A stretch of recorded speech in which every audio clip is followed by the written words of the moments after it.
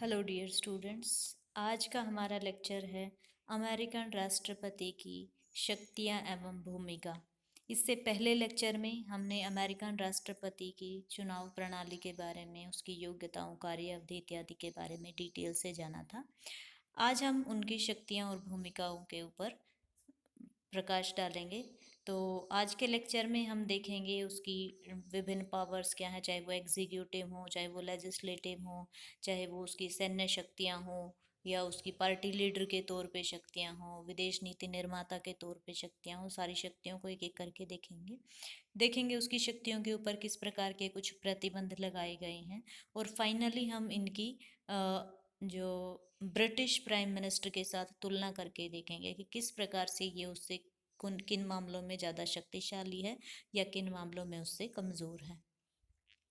तो बेसिकली शुरू करने से पहले मैं आपको बताना चाहूँगी कि संयुक्त राज्य अमेरिका में सिंगल एग्जीक्यूटिव अपनाई गई है, यानी एकल कार्यपालिका है। इसका कहने का मकसद ये है कि संयुक्त राज्य अमेरिका में जो कार्यपालिका है वो केवल एक ही व्यक्ति के हाथ में है, किसी संस्था के हाथ में नहीं है।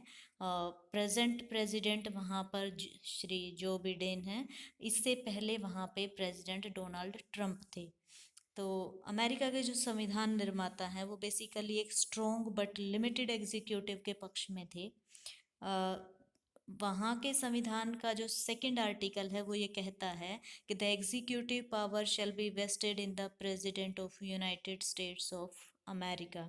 और इसी अनुच्छेद का दूसरा भाग ये कहता है कि राष्ट्रपति है वो थल सेना और जल सेना का सर्वोच्च सेनापति समझा जाएगा।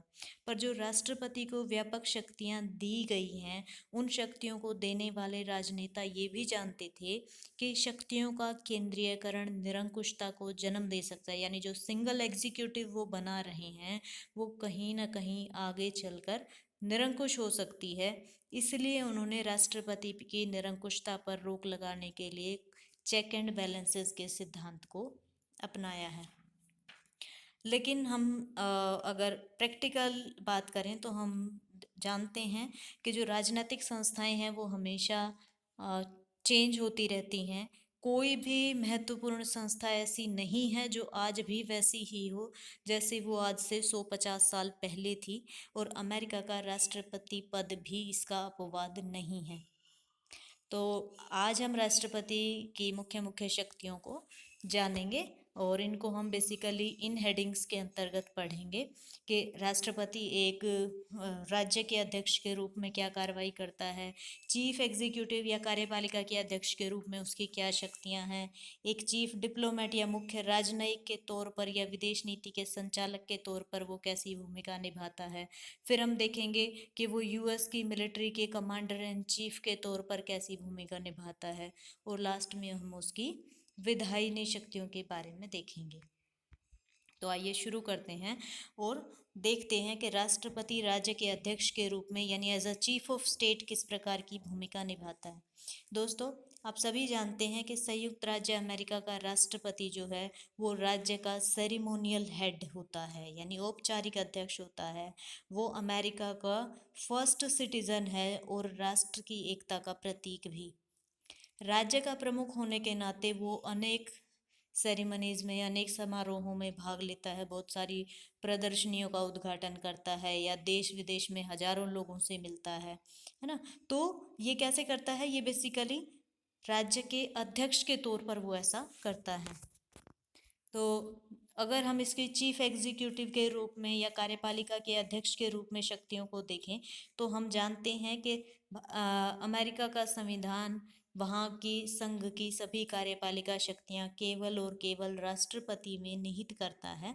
और इस शक्ति के तहत वो एकल कार्यपालिका का उदाहरण प्रस्तुत करता है, यानी he is the sole executive. America में प्रधानमंत्री जैसा कोई पद नहीं है। वहाँ समस्त कार्यपालिका शक्तियाँ केवल राष्ट्रपति में निहित हैं। हालांकि वो अपनी सहायता के लिए कुछ मंत्रियों की नियुक्ति ज़रूर करता है, पर वो केवल उसके एडवाइजर्स होते हैं। कभी कभी तो राष्ट्रपति मंत्रिमंडल में ऐसे लोगों तक को शामिल कर लेता है जिनका राजनीति से कोई वास्ता ना हो। है ना। तो इसका मतलब ये है कि वहाँ का जो मंत्रिमंडल है वो टोटल राष्ट्रपति की इच्छा पर निर्भर करता है, वो चाहे तो मंत्रिमंडल ना भी रखे। दूसरा, इसमें हम कह सकते हैं कि ही is the head of the administration, यानी वो राष्ट्र के प्रशासन का संचालन करता है। और आप देखेंगे कि संविधान के अनुसार राष्ट्रपति का कर्तव्य है, he shall take care that the law be faithfully executive, के ईमानदारी के साथ सारे कानूनों को लागू करे, ये उसका कर्तव्य है।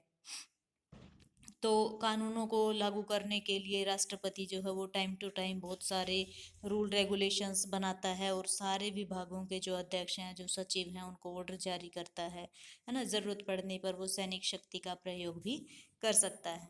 तो ये थी इसकी एडमिनिस्ट्रेशन रिलेटेड एग्जीक्यूटिव पावर। इसके अलावा इसको कुछ नियुक्तियां करने और नियुक्तियों से कुछ लोगों को पद से हटाने की शक्तियां भी प्राप्त हैं। जैसे हम देखते हैं कि संयुक्त राज्य अमेरिका में केवल 2 संघीय पदाधिकारी हैं जिनका चुनाव जनता करती है, ये है राष्ट्रपति और उपराष्ट्रपति। इसके अलावा जितने भी अधिकारी और कर्मचारी हैं उनकी नियुक्ति ज़्यादातर राष्ट्रपति के द्वारा की जाती है ना। जैसे फॉर एग्जांपल हम कह सकते हैं कि जितने भी मंत्रिमंडल के सदस्य हैं, या उच्चतम न्यायालय या दूसरे संघीय न्यायालयों के जो न्यायाधीश हैं, जितने भी राजदूत हैं, वाणिज्य दूत हैं, या जितने प्रशासनिक आयोगों के अध्यक्ष हैं, कोई अटॉर्नी जनरल है, इन सब की नियुक्ति कहीं ना कहीं राष्ट्रपति करता है। हाँ, यहाँ पे ये भी ध्यान रखा जा सकता है कि राष्ट्रपति इन नियुक्तियों के संबंध में मनमानी नहीं करता है। जो महत्वपूर्ण नियुक्तियां हैं उसमें उसे सीनेट की सहमति की भी ज़रूरत पड़ती है। इसके अलावा राष्ट्रपति के पास क्षमादान की शक्तियां भी होती हैं। जिस प्रकार से जो भारतीय राष्ट्रपति है वो अपराधियों के दंड को क्षमा कर सकता है, स्थगित कर सकता है, कम कर सकता है, उसी प्रकार से अमेरिकन राष्ट्रपति को भी कुछ क्षमादान की शक्तियां हैं। लेकिन इसकी इस शक्ति पर 2 लिमिटेशंस हैं। पहली लिमिट ये है कि वो किसी ऐसे व्यक्ति को क्षमा नहीं कर सकता जिस व्यक्ति के खिलाफ इम्पीचमेंट की कार्रवाई की गई हो, यानी महाभियोग की कार्रवाई से जिसे दंड दिया गया हो। और दूसरे, वो किसी ऐसे व्यक्ति के दंड को क्षमा नहीं कर सकता जिसने राज्य के कानूनों के तहत किसी प्रकार का अपराध किया हो। राज्य कानूनों के तहत दंडित व्यक्ति को केवल राज्य का गवर्नर क्षमा कर सकता है, राष्ट्रपति नहीं। इसके अलावा अगर हम इसके मुख्य राजनयिक के तौर पर या विदेश नीति के संचालक, या हम कह सकते हैं कि चीफ डिप्लोमेट के तौर पर इसकी शक्तियों को देखें, तो हम जानते हैं कि जो राष्ट्रपति है वो वहाँ की विदेश नीति का मुख्य निर्धारक करता होता है। उसे संधि या समझौते करने की शक्तियाँ होती हैं। वो विदेशों के साथ एक तरीके से कार्यकारी समझौते करता है, ट्रेड एग्रीमेंट करता है। दूसरे देशों में अपने राज्य के जो डिप्लोमेट्स हैं, राजदूत हैं, उनकी नियुक्तियां करता है, और दूसरे राज्यों के डिप्लोमेट्स को जो है अपने राज्य में रिकॉग्नाइज करता है।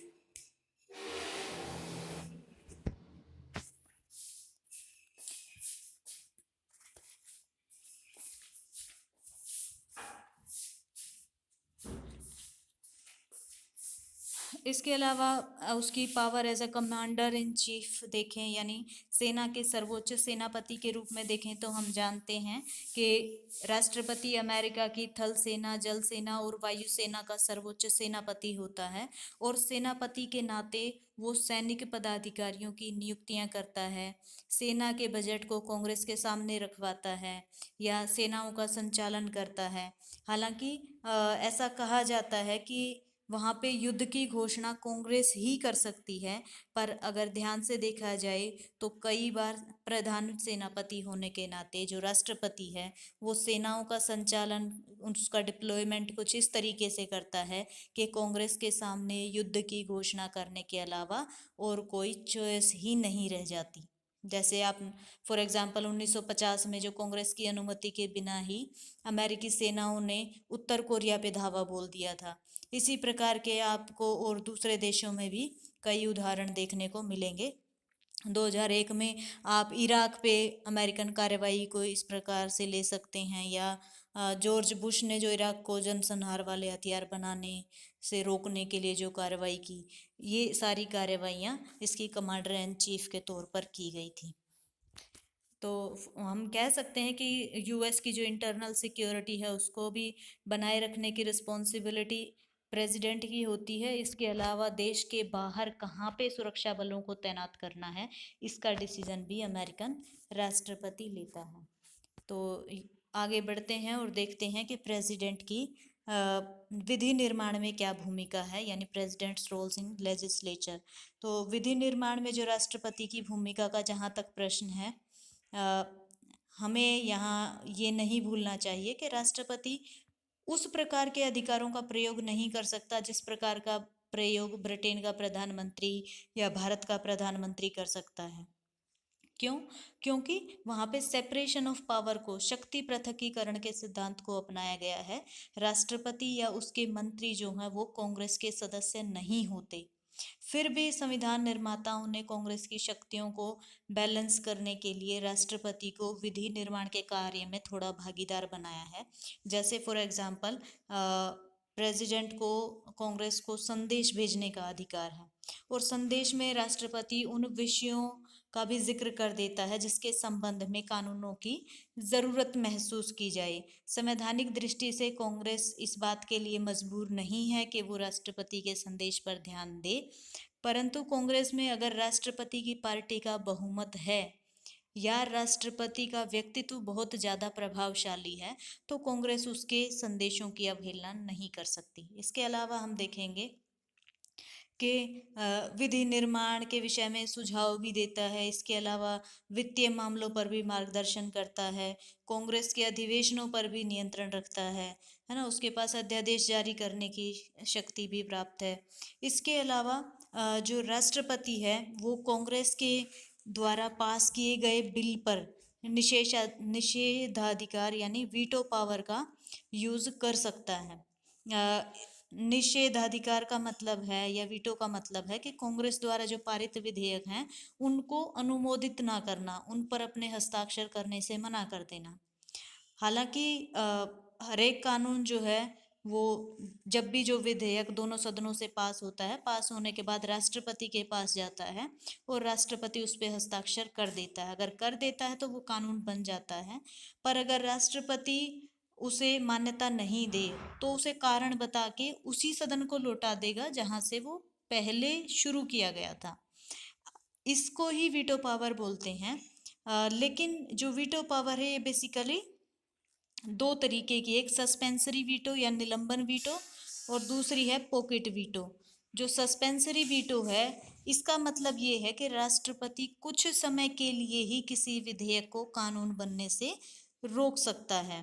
और कैसे रोक सकता है? जैसे हमने बताया कि वो किसी विधेयक को उस सदन को वापस लौटा देता है जहां वह शुरू में पेश किया गया था। लेकिन अगर वह सदन 2/3 बहुमत से उसको पास करके दूसरे सदन में भेज दे और दूसरा सदन भी 2/3 बहुमत से उसे पास कर दे तो राष्ट्रपति के हस्ताक्षर की जरूरत नहीं बचती, है ना। तो क्योंकि ये कुछ समय के लिए ही रोक पाया इसलिए इस वीटो को सस्पेंसरी वीटो बुलाते हैं। दूसरा है पॉकेट वीटो।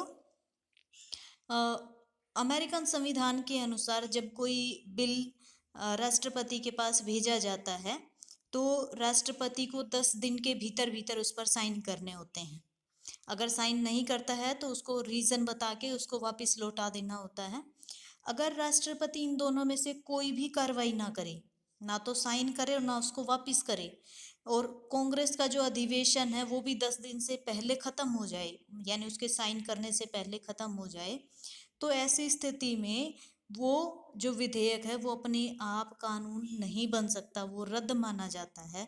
और क्योंकि राष्ट्रपति ने कोई कार्रवाई नहीं की, 10 दिन तक इसको अपने पॉकेट में रख लिया, तो इसीलिए इसको पॉकेट वीटो कहा जाता है। ठीक है, तो इस प्रकार की कार्रवाई भी राष्ट्रपति कर सकता है। या कई मामलों में हम देखते हैं कि जो राष्ट्रपति है वो कांग्रेस का स्पेशल सेशन बुला सकता है।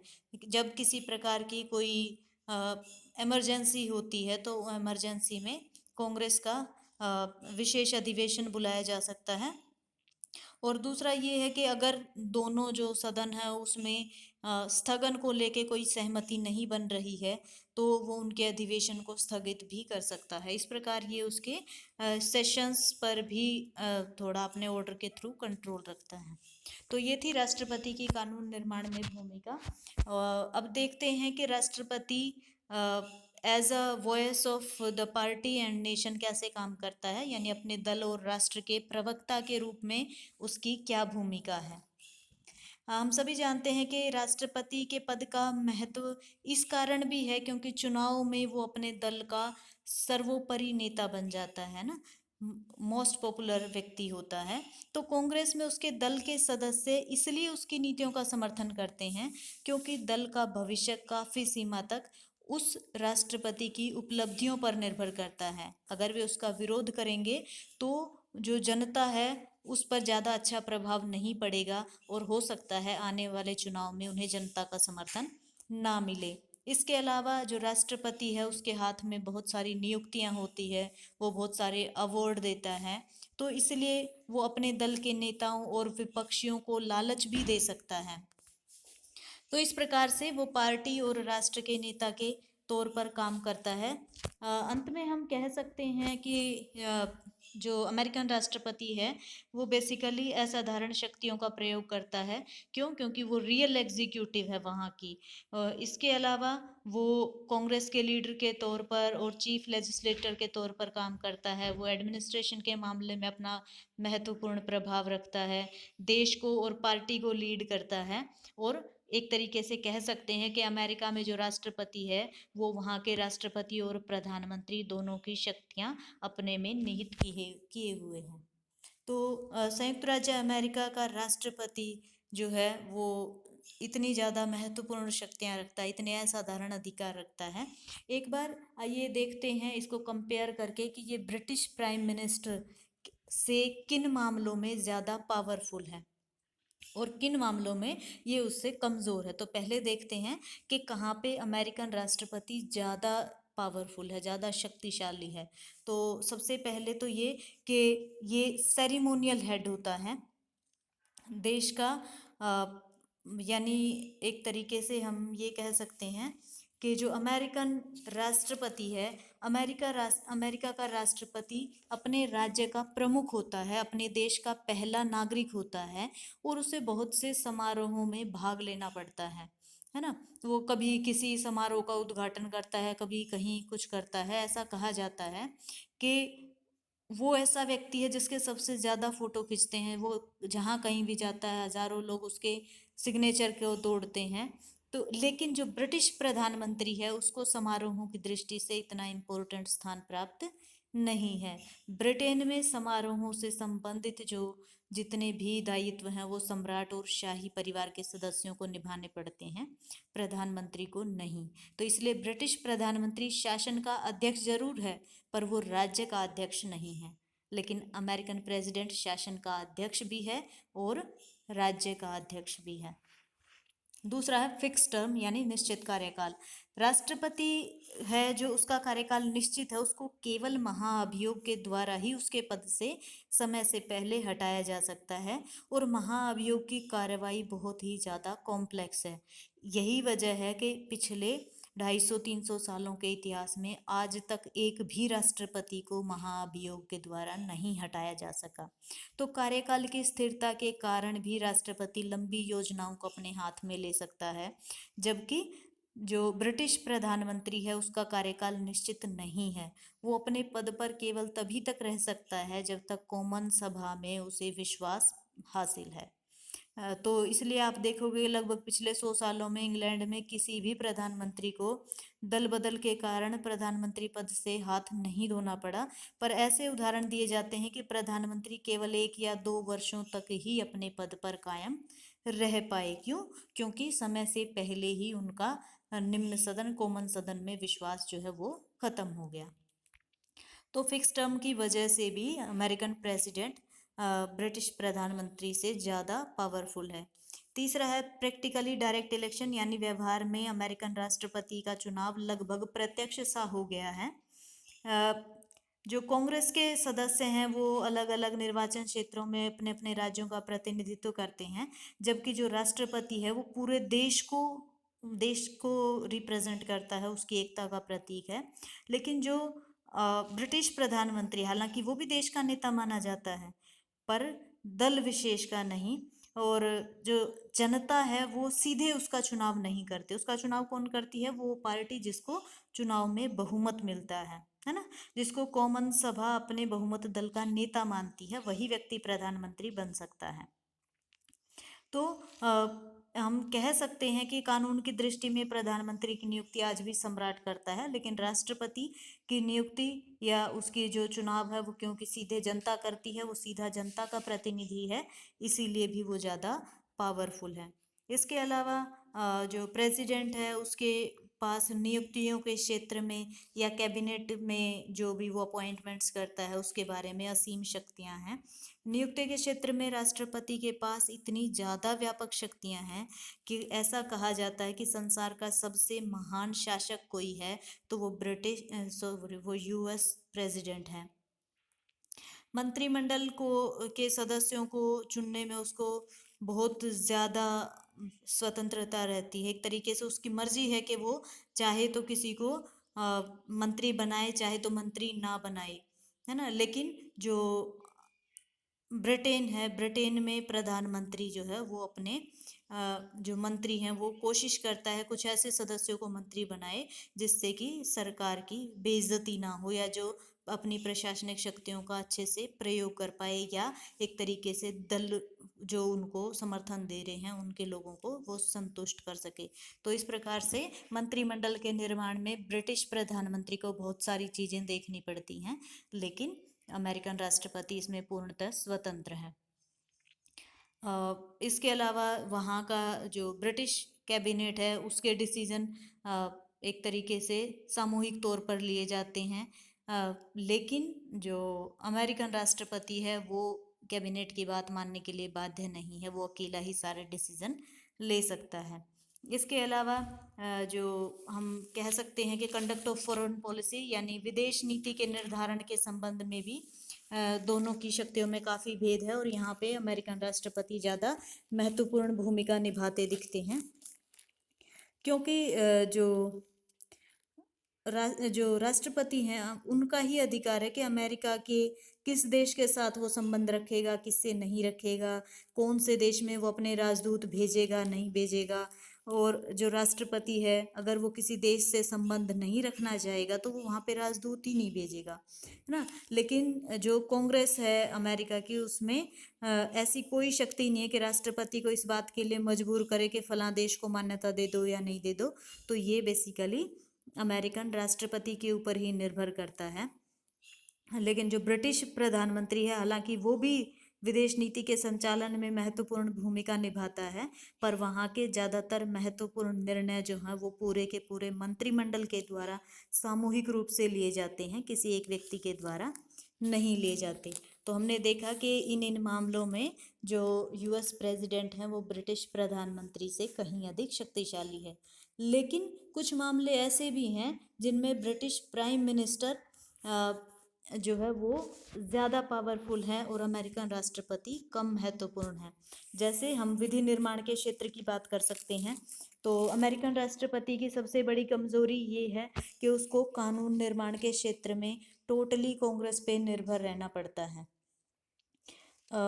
जो एक तरीके से हम कह सकते हैं कि कांग्रेस की कार्यवाही जो है उस पर उन दोनों सदनों का, प्रतिनिधि सदन और सीनेट का ही प्रभाव होता है, राष्ट्रपति और उसके मंत्रियों का नहीं होता, क्योंकि ना तो वो उसके सदस्य होते हैं, ना तो वो कोई बिल पेश कर सकते हैं, ना कोई बिल पास करा सकते हैं। ठीक है।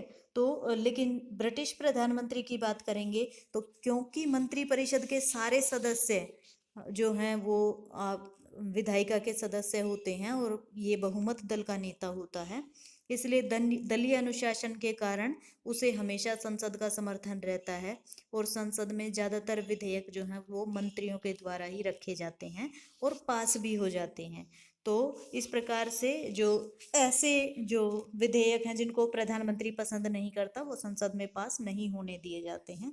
फाइनली हम कह सकते हैं कि कानून निर्माण के क्षेत्र में ब्रिटिश प्रधानमंत्री ज़्यादा शक्तिशाली है। इसके अलावा फाइनेंशियल मैटर्स में जो राजकीय वित्त होता है उस पर प्रधानमंत्री और उसके मंत्रिमंडल का पूरा नियंत्रण होता है, क्योंकि बजट बनाना हो, चाहे नए टैक्स लगाने हो, पुराने टैक्स की दरों में हेर फेर करना हो, है ना, जो जो एस्टीमेट तैयार करने हो, ये सारा काम मंत्रिमंडल का ही होता है। और ऐसा कहा जाता है कि जो बजट है वो अगर पास नहीं होता है तो ऐसे में मंत्रिमंडल इस्तीफा दे देता है। तो जनरली मंत्रिमंडल 99% मामलों में बजट को पास करा लेता है। लेकिन अमेरिका में जो राष्ट्रीय बजट है वो राष्ट्रपति की देखरेख में तो तैयार होता है, लेकिन कांग्रेस की मर्जी है कि वो राष्ट्रपति के द्वारा प्रस्तावित जो एस्टीमेट्स हैं उनको माने या ना माने। और जनरली ऐसा देखने में आता है कि कांग्रेस उसके फाइनेंशियल एस्टीमेट्स में काफ़ी काट छांट कर देती है, उसको बदल देती है। कभी कभी तो उसमें इतने संशोधन कर देती है कि उसका टाइटल छोड़ के बाकी सब कुछ बदल देती है। तो ऐसे में जो फाइनेंशियल मैटर्स हैं उसमें यूएस प्रेसिडेंट का ज़्यादा कंट्रोल नहीं है, इस मामले में वो कमज़ोर प्रतीत होता है। इसके अलावा कॉमन सभा को भंग करने की शक्ति के मामले में, यानी जो लोअर हाउस है, जो संसद का निम्न सदन है, उसको भंग करने की शक्ति के संबंध में हम कह सकते हैं कि प्रधानमंत्री को अधिकार है कि वो सम्राट को परामर्श दे सके कि कॉमन सभा भंग कर दी जाए, है ना। और उसके ऐसा परामर्श देने पर, ऐसी सलाह देने पर कॉमन सभा जो है वो भंग भी कर दी जाती है। लेकिन अमेरिकन राष्ट्रपति को इस प्रकार का कोई अधिकार नहीं दिया गया है। इसके अलावा हम देखते हैं कि जो न्यायालय हैं वो ब्रिटिश मंत्रिमंडल के काम को अवैध घोषित नहीं कर सकते हैं, जबकि अमेरिका में जो राष्ट्रपति है अगर वो कोई अध्यादेश जारी करता है, कोई काम ऐसा करता है जो संविधान की धाराओं के खिलाफ हो, तो वहाँ का जो सुप्रीम कोर्ट है वो उसे जुडिशियल रिव्यू के तहत असंवैधानिक घोषित करके रद्द कर सकता है। तो इस मामले में भी जो अमेरिकन प्रेसिडेंट प्राइम मिनिस्टर है, अमेरिकन प्रेसिडेंट जो है वो ब्रिटिश प्राइम मिनिस्टर के मामले में ज़्यादा कमज़ोर है। इसके अलावा ब्रिटेन में एकात्मक शासन पद्धति यानी यूनिटरी फॉर्म ऑफ गवर्नमेंट को अपनाया गया है, और इसके कारण जो प्रधानमंत्री और संसद है उसकी शक्तियाँ बहुत ज़्यादा है। ऐसा क्यों? क्योंकि अमेरिका में जो है वो संघीय शासन व्यवस्था है ना, दोहरी नागरिकता है, दोनों के अलग अलग संविधान है। तो इसलिए जो काम है वो बांट दिए गए हैं, संघ के अलग और राज्यों के अलग। और जो विषय राज्य सरकारों के अधिकार क्षेत्र में आते हैं उन पर राष्ट्रपति या केंद्रीय सरकार का कोई नियंत्रण नहीं होता है। अमेरिका का राष्ट्रपति, अमेरिकन कांग्रेस राज्य की इच्छा के खिलाफ उनकी सीमाओं में कोई हेरफेर नहीं कर सकते हैं। इसके अलावा अगर उनको संविधान में भी कोई संशोधन करना है तो वो राज्यों की विधानसभाओं के अनुसमर्थन आवश्यक है उसके लिए। लेकिन इंग्लैंड के प्रधानमंत्री या इंग्लैंड की संसद की शक्तियों पर इस प्रकार का कोई प्रतिबंध नहीं है।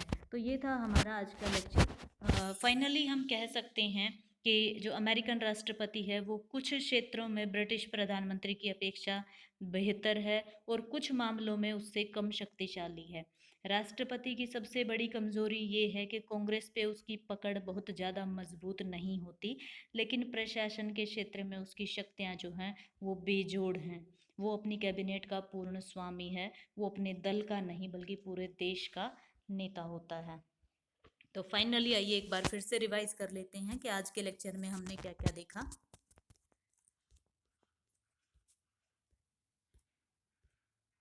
सबसे पहले हमने जाना कि किस प्रकार से ब्रिटेन में सिंगल एग्जीक्यूटिव एस्टेब्लिश की गई है, वहाँ प्रेजेंट प्रेसिडेंट के बारे में हमने डिस्कस किया।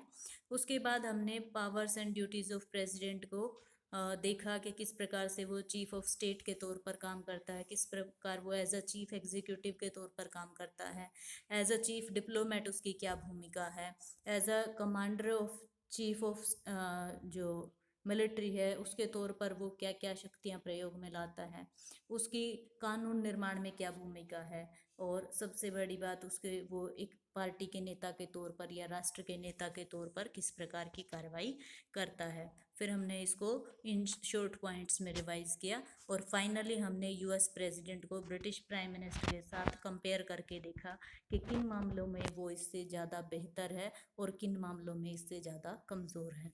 तो ये था हमारा आज का लेक्चर। नमस्कार।